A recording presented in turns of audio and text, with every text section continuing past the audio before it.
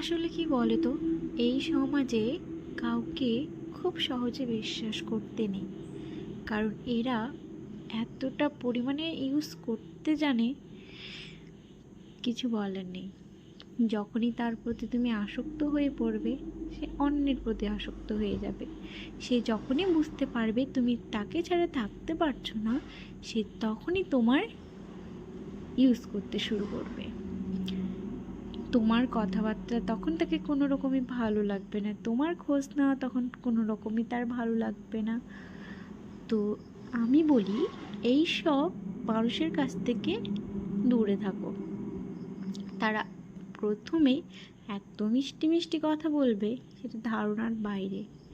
যখনই পূর্ণ হয়ে যাবে, তখনই দেখবে তাদের প্রত্যেকটা কথাতে তোমার বিরক্তি লাগতে থাকবে।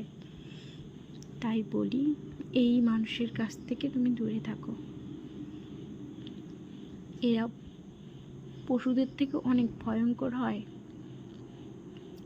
পশুরাও তো আমাদের কথা বোঝে, কিন্তু মানুষ বোঝে না। তুমি শত চেষ্টা করলেও, বোঝানোর চেষ্টা করলেও তারা বোঝে না। তারা শুধু নিজের স্বার্থ, নিজেরটা দেখে।